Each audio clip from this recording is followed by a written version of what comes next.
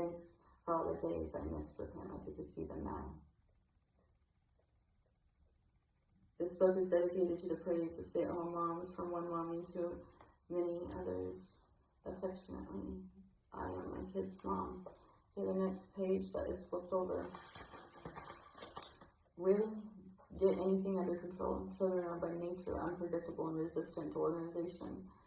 Is as the plumbing and the temperature of the oven. To paraphrase an email from one stay-at-home mom, you'll have to relax your exacting standards, surrender the dream of a perfectly organized home with everything in its place, and give up your ideal of perpetually well-behaved children. You have to either assume the attitude and perspective or go nuts. I think it's important to recognize that just like we can wake up and have a bad day, our kids can wake up and have a day, and not all the time when my kid is frustrated or having behaviors or just like not listening or just like in a mood, just temperamental, agitated, just every little thing is bothering her. That some days I wake up like that. Some days something is boiling under the surface and I'm not sure what it is yet, but it is upsetting me, and people around me can see that.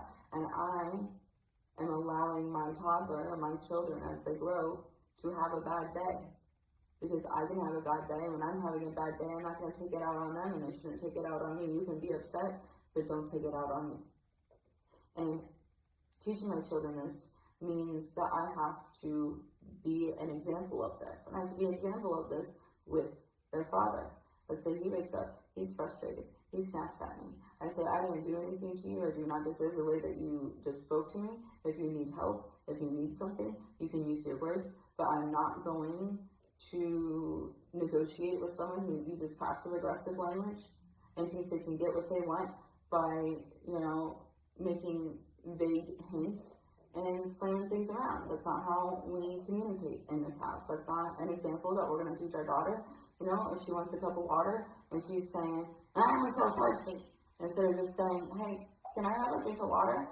As an adult.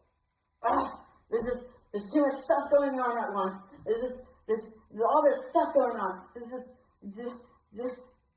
Hey, I'm needing some space. Do you think you could take the kids over there so that I can have some quiet and alone time? I really need to decompress. Yeah, no problem. I got that. But complaining vaguely about things that are bothering you, and then expecting the other person to rescue you from your discomfort, is toddler behavior. Instead, you want to get something done, something's interrupting what you're trying to complete, your task. Hey, could you help me out? I'm trying to get this done. I need you to do this so I can finish this. Yeah, no problem. Gotcha. But it's this way of talking to each other that is going to lead by example, the way that I anticipate my children to treat me in the home. If we're going to have to spend all day together all the time, we have to learn that we have to be nice to each other even on the days where we feel not nice. We don't feel nice. We don't like the world. We're irritated. I don't have to be mean to the people I live with just because I'm upset about something that has nothing to do with them, right? So, healing my inner child means recognizing what wasn't done, what was done, what were the things that bothered me, and I tried to rescue my mom from her own discomfort so much so it was unhealthy. That's not my responsibility to change how someone else feels and to make them feel better. I can provide a safe place for them to express themselves, but I can't control how they express themselves. I can only control how I respond to their expression and how I'm going to interact with it. And if it is immature and hurtful, I don't have to interact with that. I don't have to engage in that kind of behavior. And when I do engage with you, it'll be because you approached me correctly. And so these are the ways that a relationship can transform, or a relationship can have intervention due to that boundary of, my personal boundary is I am in control of how people treat me. If you don't treat me well, then I don't have to be around you. I will leave. You won't get the benefit of having me here if you do those things. I am setting boundaries. Part of setting boundaries is if someone breaks your boundary, you have to make a new boundary, more stricter than the one before. sometimes, depending on the situation.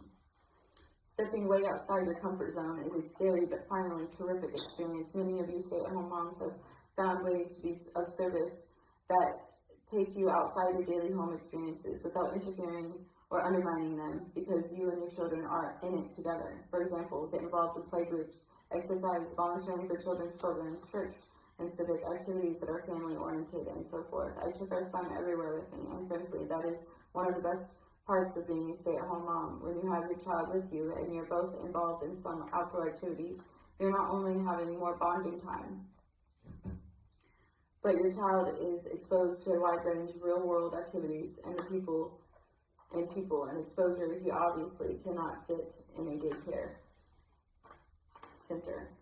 Why the guilt? I hope this was insightful, helpful, entertaining. I did a little benching in between, the pages, so take what resonates, I don't like that. Take what resonates, leave the rest. That is a thought-stopping statement. It's to say, don't criticize, don't think too much behind that. It's not as deep. You just, whatever you like, you can agree with that. Whatever you don't like, just disregard it completely.